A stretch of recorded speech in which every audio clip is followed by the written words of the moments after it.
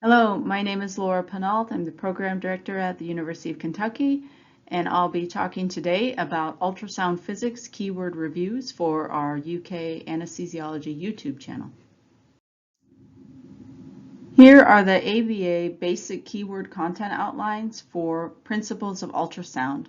We'll cover the topics such as obtaining an image, resolution, depth, frequency, resonance, and other artifacts. First, let's review what ultrasound is.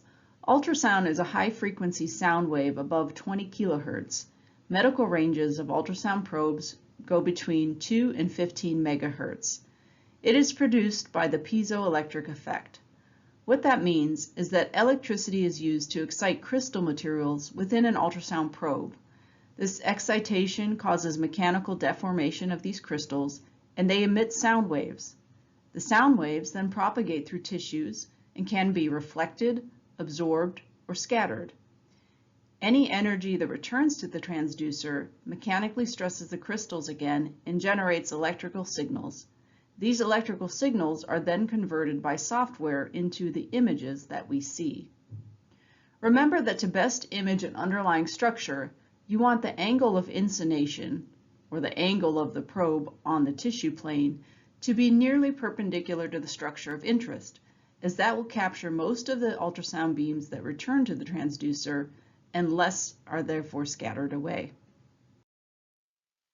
This illustration shows the mechanics of what happens when an ultrasound probe is placed on a patient, essentially an illustration of the narration in the last slide.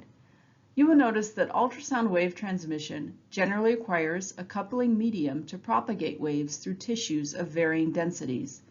Remember, air is the enemy of ultrasound wave transmission. Ultrasound gel is primarily composed of water and propylene glycol, which is also used in many cosmetic products, with varying degrees of other substrates added. This provides lubrication to the skin to move the probe smoothly, as well as to replace the air, which has a very low acoustic impedance. Acoustic impedance is defined as the resistance to the propagation of ultrasound waves through tissues. Each tissue type has a unique acoustic impedance. Acoustic impedance is the product of the density and the speed of sound in the tissue. Air has a much lower density, but it is much more compressible than water or tissue, hence the low velocity of the sound waves. It is impossible to get sound from the transducer to the patient and vice versa. If there is air trapped between the transducer and the skin, it is all reflected back. For this reason, the transducer is pressed against the patient and a coupling oil or gel is used. Bubbles of air must be avoided. When we talk about resolution in an ultrasound image, we're really talking about either spatial resolution or temporal resolution. Spatial resolution is the ability to discern between two different structures on an image and is subdivided into axial resolution or lateral resolution. Axial resolution determines what structures appear shallow or deep to one another, whereas lateral resolution is really talking about structures that are side by side of one another. Axial resolution is also called longitudinal resolution, and that particular resolution can be improved by increasing the frequency of the beam with which you're sending your ultrasound signal. Lateral resolution is dependent more upon the crystal diameter within the probe and is adjusted by your beam width. It will be most crisp at the focal zone of the beam. Lambda, or wavelength, is defined as the specific velocity of a sound wave in a tissue divided by the frequency of the beam, or C over F, as this mathematical relationship describes. So remember that if you increase the wavelength, you're by definition going to decrease the frequency and vice versa. This becomes important when selecting appropriate frequency of the probe and for different depths of penetration that you want to achieve. Temporal resolution is defined as the ability to distinguish between events in time. For example, moving frames of a cardiac cycle or Doppler velocities of blood flow. The time from the beginning of one frame to the next is the temporal resolution. So if you want better temporal resolution, you take more frames more frequently.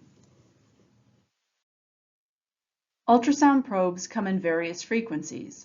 Low frequencies, 3 to 5 megahertz, produce a long spatial pulse length and a large depth of penetration, but have lower axial resolution.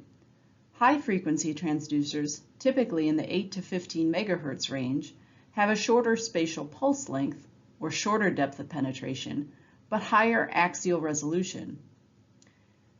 The focal zone is different and sometimes adjustable based on the diameter of the beam width and the internal crystal diameters. The image on the right is showing you two probes that deliver the same frequency of wavelength but have different focal zones. The focal zones are where the beams converge for the crispest images. Smaller diameter beams will generally have a shorter length to maximum focal zone and more divergence beyond the focal zone. The opposite is generally true for larger diameter beams.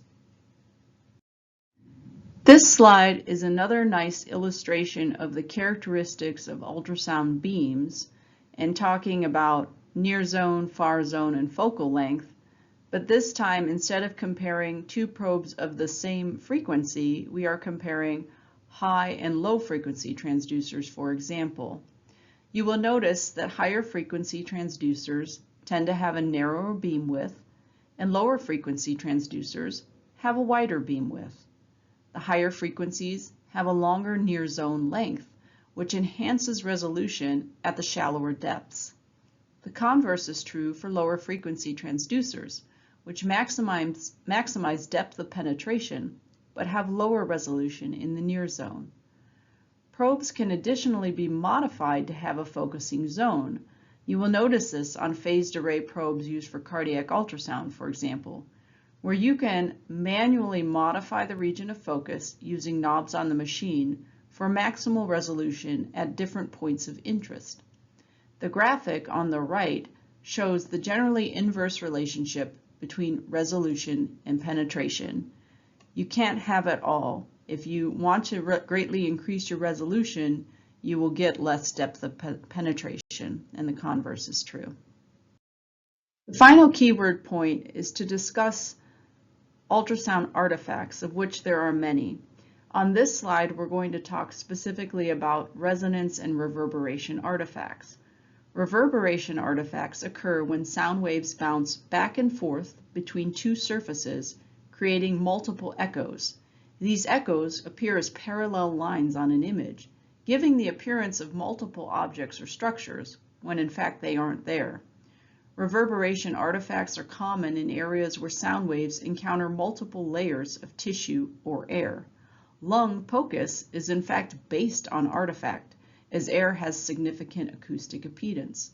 Ultrasound machines assume sound waves travel at a speed of 1,540 meters per second through tissue, but the speeds vary greatly depending on the density and elasticity. For example, in air, the speed is only 330 meters per second. In fat, 1,450 meters per second, water, 1,480 meters per second, for example. These artifacts of acoustic resonance occur when the system amplifies the sound waves at the same natural vibrating frequency, and then you get reverberation artifacts such as A lines on your lung ultrasound. In Figure 5 on the screen, the mechanism of reverberation is shown using probe A. Reading this to you, T1 and T2 represent the borders of the reflective object and their corresponding image on the display. In image 1, line A occurs when the ultrasound probe makes one additional reflection after T2. In image 1, line B occurs when the ultrasound pulse makes two additional reflections. This slide is an image of reverberation artifact as depicted by A lines in the lungs, which are normal findings. In addition to reverberation artifact, I wanted to mention a few other important ultrasound artifacts that you may be tested on. Starting with acoustic enhancement, which means increased echoes show up deep to a fluid-filled structure, incredibly important in POCUS ultrasound, for example. Structures with low acoustic impedance can artificially enhance the brightness below the structure, making it harder to visualize underlying structures such as bladder or blood vessels. Acoustic shadowing artifacts occur when sound waves are blocked by a dense object, such as bone or a gas-filled organ, causing a loss of signal and a shadow to appear on the image. Refraction is the appearance of the sound wave being bent when the ultrasound beam obliquely crosses an interface with tissues with different densities, and thus different propagation speeds. It may result in acoustic shadow at the border of the interface or duplication artifact. The last is ring down artifact, which was described in the illustration on the last slide. That happens when gas bubbles trap fluid and produce resonance, or amplifying that natural frequency of vibration, and a variable ring down artifact appears deep to those gas bubbles. This slide is an illustration of posterior acoustic enhancement. This slide is an illustration of acoustic shadowing deep to a gallstone. This slide shows an example of ring down artifact from gas in the small bowel. Once again, I hope you found this keyword review series to be helpful with your studies. Knowing how to properly select ultrasound probes and troubleshoot common artifact problems are key skills to becoming facile with ultrasound exams for diagnostic and procedural purposes. As anesthesiologists, we rely heavily on this technology in our daily practices. You will gain this expertise only by lots and lots of practice using ultrasound.